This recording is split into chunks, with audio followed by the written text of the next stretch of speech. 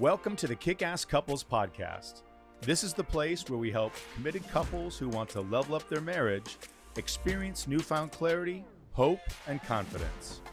We're Matthew and Kim, co-hosts and husband and wife. In 26 years together, we've seen a lot and never thought it could be as good as it is right now. We're here to help you successfully navigate the messy, dirty, and wonderful world of marriage. We believe all couples deserve and are capable of experiencing an extraordinary and fulfilling marriage. And each week, we're bringing you life lessons from real-life successful couples to help you grow and strengthen your relationship. We'll get started right after this message. If you want to learn how to experience the best, most fulfilling year of your marriage, we invite you to pre-order Matthew's new book, Kickass Husband, Winning at Life, Marriage, and Sex. You can get it at MatthewPHoffman.com. Again, that's MatthewPHoffman.com. And now, back to the show. All right. Can you believe we're here today? Getting ready for our second interview. I have this beautiful woman that I've known for 27 years. Had the privilege of being married to for 26 of those. A lot of courting and full press dating before then to win her heart. And I get to interview Kimberly Hoffman today, and we get to learn a little bit more about one of your co-hosts for the Kickass Couples podcast. Are you ready? I'm on the hot seat. I'm ready. Is it warm over there? It's feeling a little warm. It's a little warm. Heating up. There's not going to be any gotchas, I promise. I'll treat you as tenderly and lovingly as I have for the last 26 years. Okay, I'm ready. Sound like a good deal? Yes. All right, well, let's dive in. I think one of the things that you're going to hear Kim and I talking about today that is going to really happen with all of our guests is we really want to kind of go back to go forward, right? We want to understand what love was like for the people that come on our podcast, how they saw that expressed when they were growing up, whether it was a single-parent household, two parents, grandparents, aunts, uncles, because for us to really understand where somebody came from, it helps us understand how they experienced love and how love was expressed and how all these different qualities that make up the pillars of our platform are shared and communicated, because we want to give you some insight. And since you're going to see me and you're going to see Kim every week interview kick-ass couples, people who are doing it right, and we want to kind of take a step back. So I think the first question, Kim, I would ask you is, what did love look like in your family growing up with your parents? You have two beautiful parents. You know, I was I feel like I was very privileged, and I was very fortunate to grow up in a household with two parents who loved each other very much and who had a very spiritual foundation. They're definitely a Christian family. And they are actually getting ready to celebrate their 60th wedding anniversary. So that's a real testament to their dedication and their commitment to each other. And I'm so blessed that I was able to be a child growing up in a household with two parents who loved each other very much, who were committed to each other, who were very loyal to one another, and who really just let that spill over into their family, to their children. They were supportive. They were really role models for my siblings and I. And I think really as a child and up until I was a teenager, I took that for granted.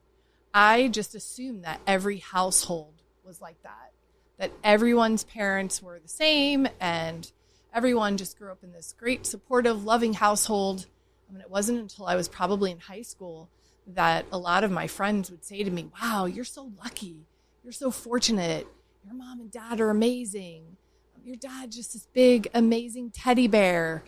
And it was then that I began to hear stories from my friends that, wow, my parents had a really bad argument last night. Plates were flying and there was a lot of anger, and those things started to arise more when I was a teenager. And I really realized that my family is probably not the norm. that I was very, again, fortunate to have parents that if they did have a disagreement or an argument, they would sort of take it into a different room or make sure that they kept their voices down and didn't let it affect my brother and my sister and I. Right. I want to come back to that thought in a moment, but I've gotten to experience the love of these two beautiful people. And early on in our marriage, I started calling them Mom and Pop. My own mother, as you know, but maybe our audience doesn't know, passed away after meeting you just one time. So your mom, I called her Mom, and I called your dad Pop, because that's what he called his dad, who I got to meet, and they had a really sweet, tender relationship. And so when you think back to that time and growing up in that household with those two parents that were obviously committed to each other and committed to you and your siblings, what were some of the ways that you would see your mom express love to your dad? And how would you see your dad express that same quality back to your mom? Can you give me some examples? Can you think of any? Absolutely. Well, they're pretty old school. So Dad worked outside of the home, and he worked really hard. He worked a lot of overtime to be able to provide for us and for my mom to be able to work in the home. He worked a lot of overtime so that she didn't have to actually go to work, but she could work within our home. But I saw, she would always have a breakfast made in the morning or a home cooked meal in the evening. And she was very dedicated to taking care of us, to taking care of our needs and his needs. And, she was always supporting him through work. If he loves food. And I would say that that's definitely the way to his heart. And so she always had great meals prepared for him. And, she knew that he loved to fish. And I was able to grow up in the Keys, in the Florida Keys. So we had a pretty unique lifestyle down there. But we did a lot of fishing and we did a lot of fun things as a family. And she just did those things right along with him. She was fishing. She was on the boat. She just showed her love for him by supporting him and our family. So a lot of great examples of just sounds like selfless service to your dad and to your family and creating those experiences. And she was doing it with them. So she was part of that action, part of that family experience. She was always inviting relatives down, and the two of them were always hosting family. So it was always about entertaining and hosting, and they did it together. And I think they both found a lot of joy in that. Oh, very giving. Those are great examples for your mom. How about, I know your dad worked a lot, and when he was home, I know he was tired because he was out working those phone lines all the time and fixing and repairing and in ditches and up in bucket trucks and doing that hard work in the he Florida worked sun. hard. He worked really hard. And, doing that in the summer months, especially, he would come home and he would have zero energy. I mean, she's filling him full of Gatorade and just trying to get him, just trying to get his body to acclimate to being indoors and just relaxing. And yeah, he was taxed at the end of the day, but she was always great about making sure he had what he needed when he needed it. And I don't want to make it sound like, he wasn't giving back to her. She did a lot to support him, but on the flip side, he did a lot to support our family. He was an excellent father. He was always at anything at school that we had. I mean, he was always supportive of our football team, and nobody played football. He was always at any kind of sporting event that happened at school.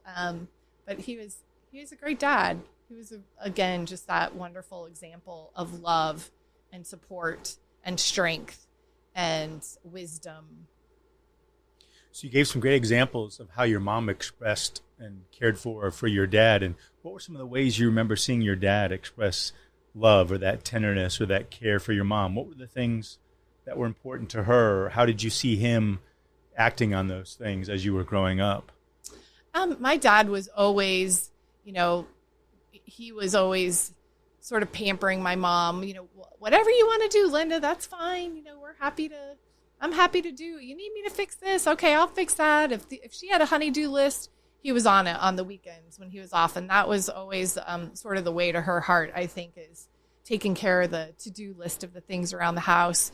Again, she loved to fish, and he loved taking her fishing. So she was always happy to be able to have those times with him. And again, just, opening our home to family and friends.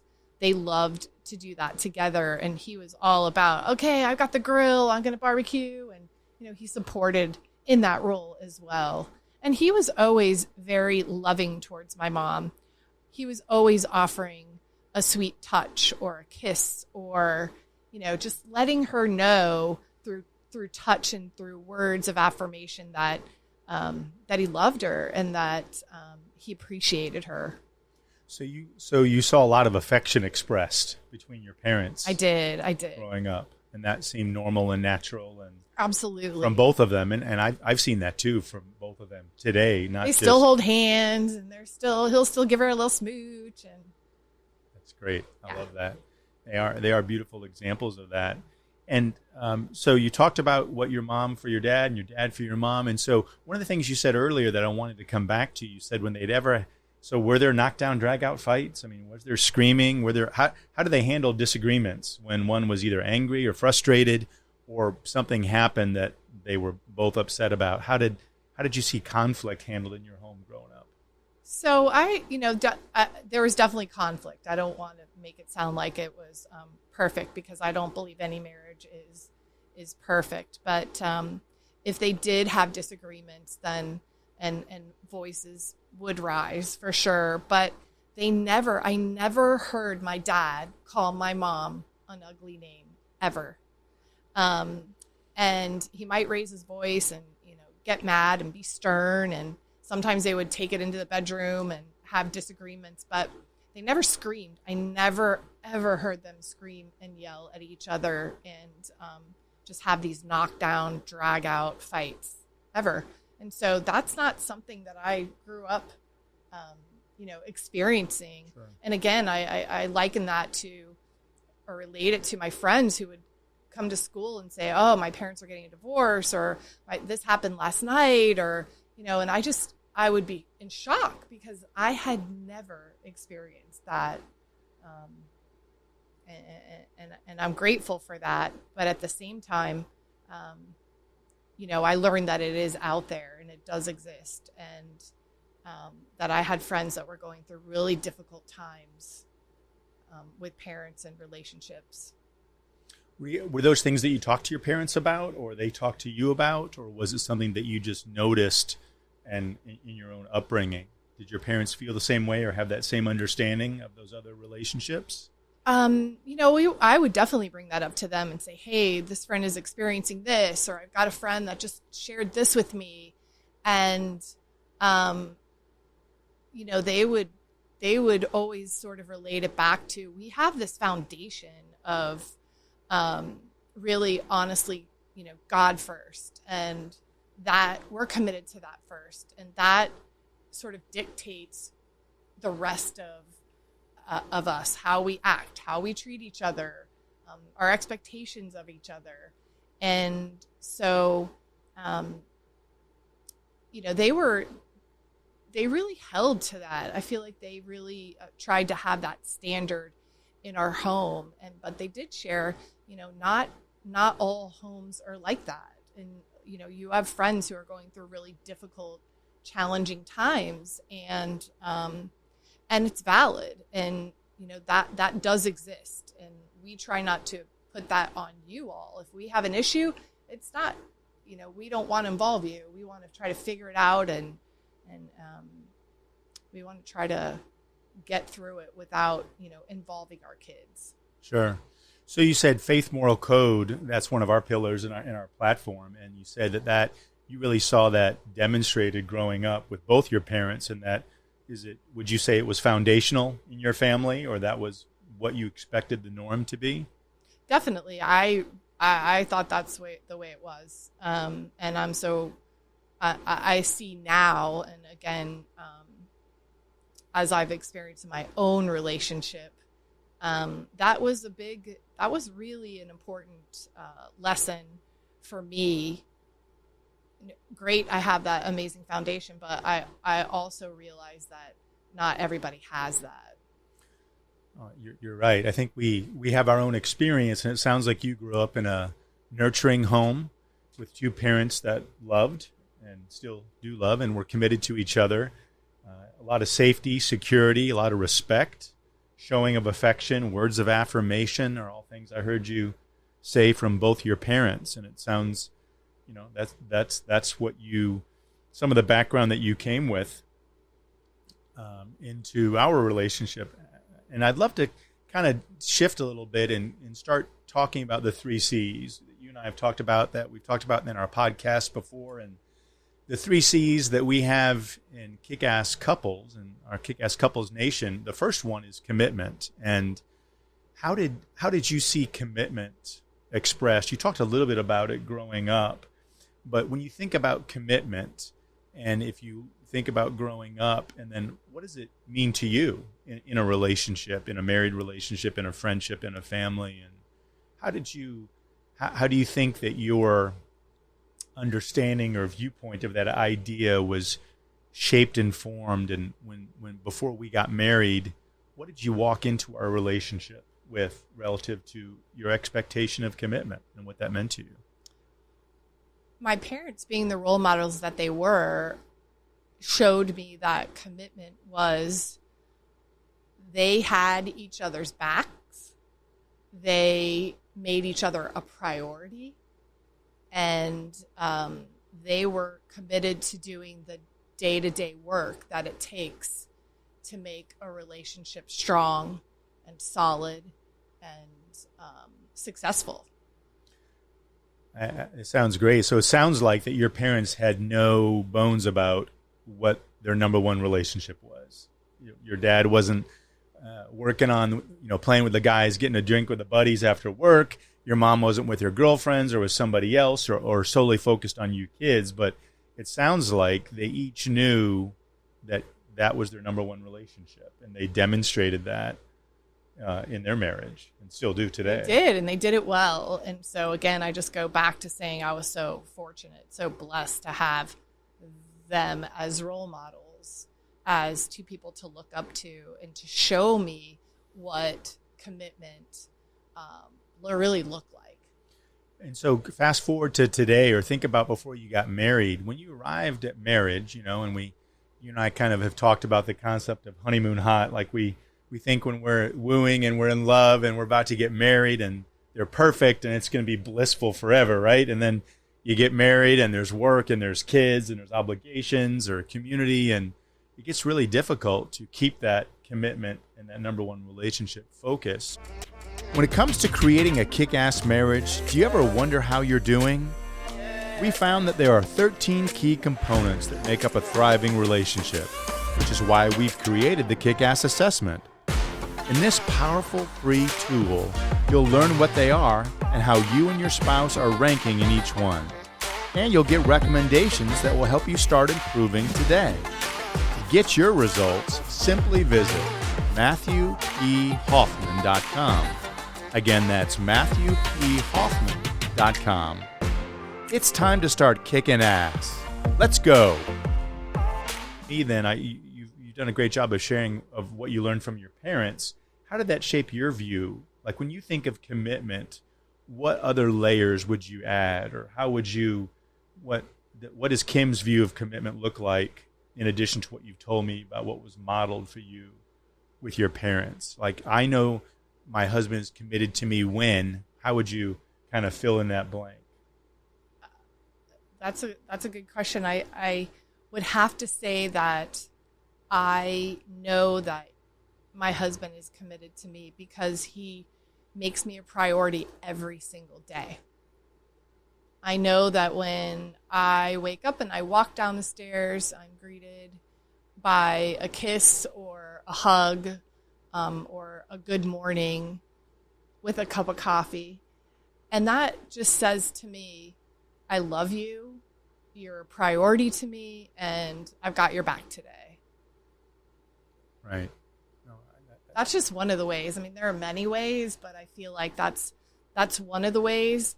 Every day you are so great about making me feel like I'm seen, I'm heard, and I'm loved.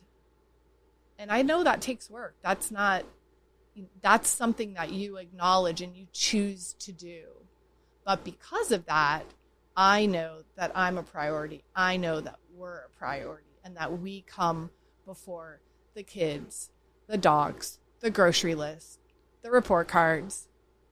Yeah, there's certainly a lot of distractions. I appreciate you sharing your thought about commitment. And it's a two-way street. You and I have kind of talked about the idea, and you made me aware or reminded me. I was talking to somebody else, a contractor, the other day, and we talked about relationships. And he goes, yeah, it's a 50-50 deal. And you remember what you said to me, that it's not 50-50. No, it's 100%. Both sides. Yeah. All the time. It is. When you don't want to. Yeah. Especially when you don't want to. Right. No, I agree. Or when you don't feel like you have the capacity to. I shouldn't say you don't want to, but when you just don't have the energy to give. Right. And what have you seen? So what are the payoffs of commitment? Like you've done a great job of articulating what it looks like, but when you're committed to somebody else and they're committed to you, what do you see as that? What has been the outcome of that in your experience? In my experience, commitment means security. It means I just have this overwhelming feeling of love and safety in the space that I'm in. I don't feel alone. I feel like I'm sharing this life with someone who cares and is concerned. Right. I mean, I can go on and on, but those are good. I know. I love those ideas. I think you've done a great job of sharing with me what commitment looks like to you. And if we move to the second C then, to change gears again, which is communications. We have commitment and communication as a foundational idea. How did you see your parents communicate, and how did that? You talked a little bit about the calm voice and never, a mean or derogatory word, and I think that's probably more rare today. And kind of fighting fair doesn't mean degrading, right, and debasing somebody in the communication. But what role do you see of communication taking in a committed relationship, and how have you seen that in your own experience? So I'm a work in progress. I don't deny that. And I feel like the communication area is an area that I have grown the most in just the last couple of years.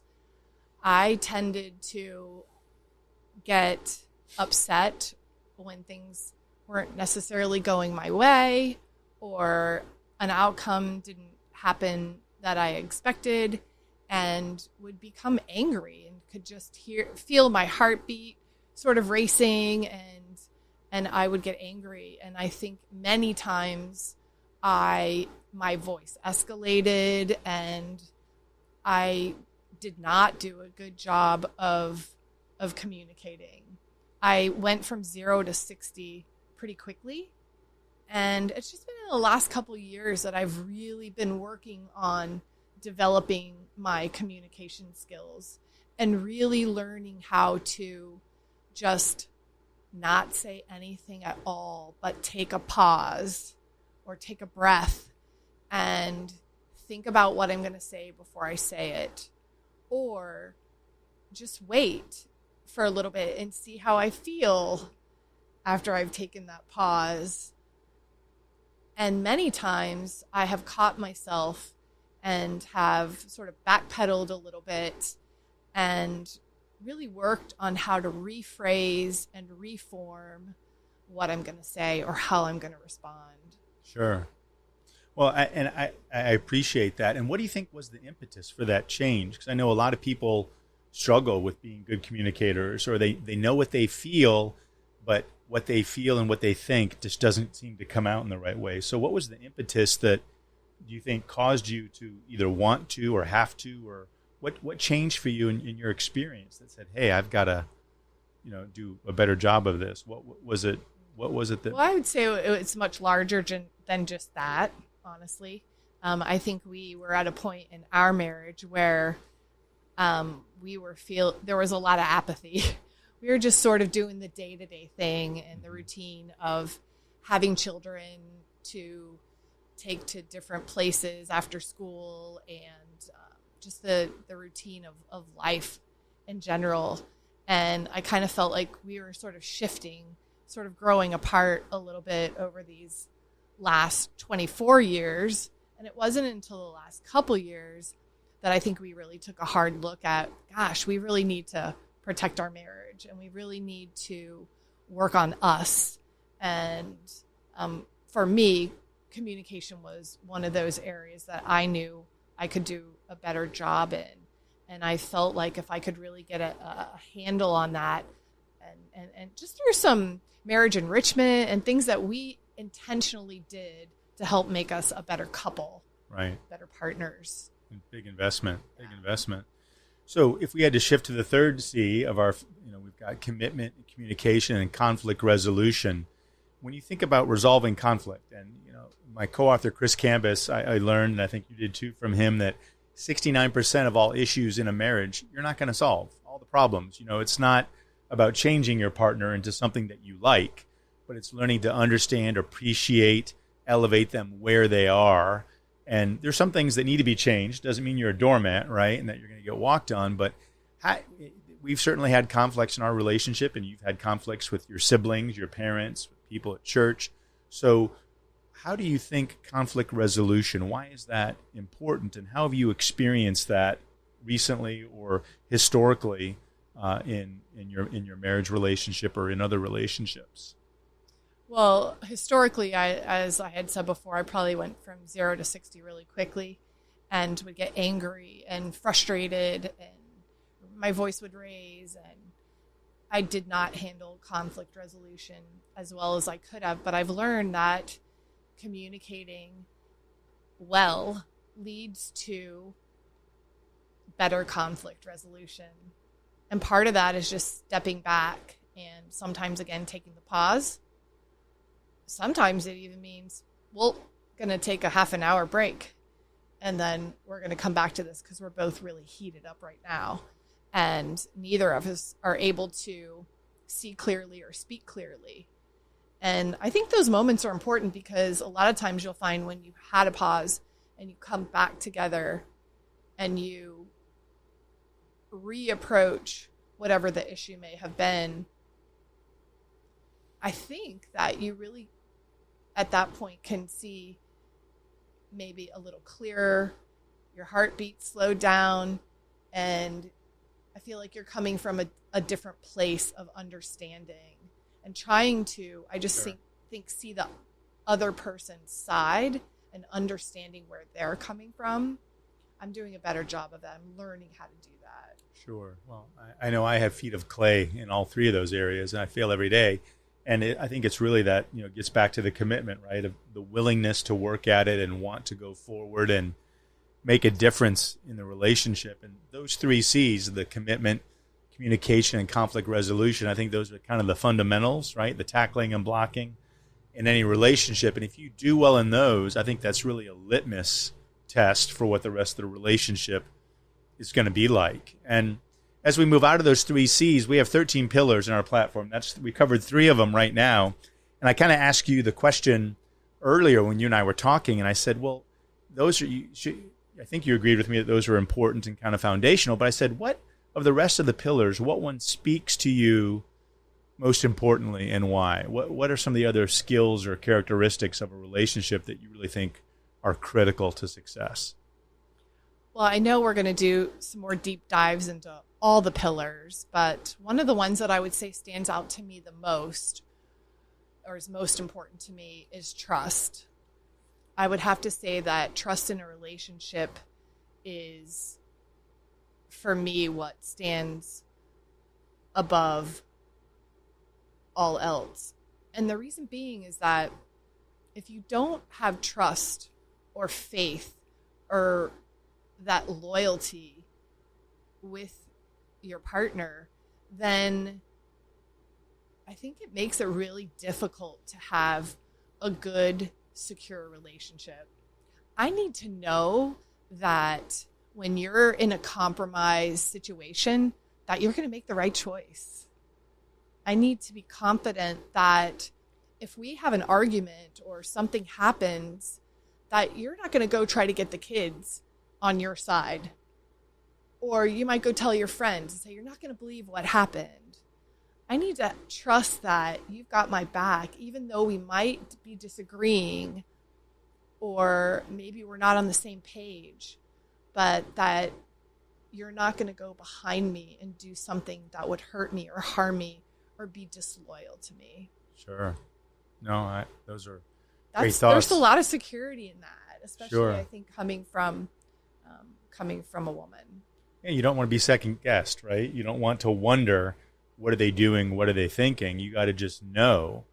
And hopefully you're getting the signs in all areas of the relationship that build that. It's not just one thing, one day, one comment, is it? It's really, it's a collection, or it's a mosaic of a lot of words or feelings, thoughts, actions, It's almost like a trust account that you keep building. Yeah, it's like a bank account for sure. Putting into that account and building that person up and helping them to know and feel that you're going to make the right choices, and to trust that whenever you are put in a compromised position, that you are going to always take the right path. Sure. At least the right path of and for the relationship. Right. So the next three questions that I'm going to ask you are going to really kind of build on that pillar, that quality. And we do something called, we do some private content, right? That's not going to be seen in the podcast. So if you're hearing and seeing this right now, this is the first that you're going to hear for our membership site. And we kind of say, you talked about the pillar of trust and honesty. It's one of our pillars. And so my question to you about that pillar is, what do you and your partner, that guy that you decided to spend the rest of your life with, what do you do well in that area of trust and honesty? I think that we work on the area of trust almost on a daily basis. I believe that we are constantly checking in with each other, which builds that trust account. We're always in communication with each other, which helps build that trust. If something compromising does happen, we're pretty open about it. Hey, this person said this to me and it made me feel a little bit uncomfortable. This is how I responded. What do you think? I think we have a very open and honest relationship. We're pretty vulnerable with each other, which again builds trust. And I think it's something we've been working on more just in the last couple years. But I also feel that we're getting better at it on a regular basis, and just building that trust up every day and making the other person feel like they can be trusted. You're not going to go, I mean, we sort of have this unspoken thing that I'm not going to go out and spend a ton of money without you knowing it. I'm not going to go just purchase whatever. I'm not going to hide from you what I do and who I'm with. And so. Yeah, pretty open. Not a lot of secrets. And I think I've been telling you for 27 years, I'll never lie to you. I never have. I always own my awesomeness and own the mistakes as well. So what's the biggest challenge that you have in your number one relationship? And what have you done to overcome it or meet it so it's not that drag, right? I mean, we all have, we all are working on things and in different places, right? You say you're a work in progress, and I think I am too. And I've got different things, maybe not the same issues or some of the same, but what's the biggest challenge that you faced in your number one relationship, and how have you overcome it so that it does not drag you down? I think the biggest thing to overcome for me has been the apathy of the day-to-day grind, right? You get into that daily routine, and it's not fun. It is a grind, and all of a sudden marriage becomes a chore. everything within the household becomes a chore.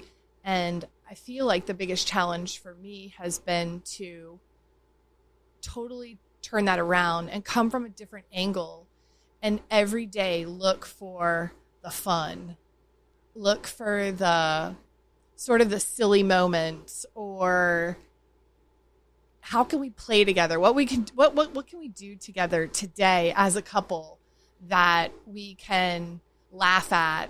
And maybe we're taking a paddleboard, right? And we're talking. Hey, I got a great example. Can I interrupt you and share one from just the other day?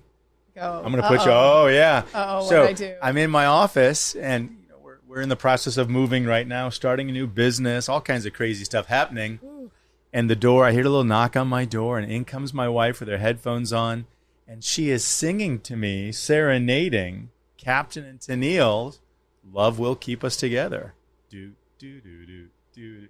And you do have a great voice. She doesn't think she does, but that was a great example, and I got to experience it, so I thought I'd cheat a little bit and tell everybody that she came in and serenaded me with good old 70s Captain and Tennille, "Love Will Keep Us Together." That's funny. Well, I had been driving, and I was thinking, it's so stressful at home. We're packing, and we're trying to find a place to rent, and we're saying goodbye to our home that we've lived in since we were first married, Right.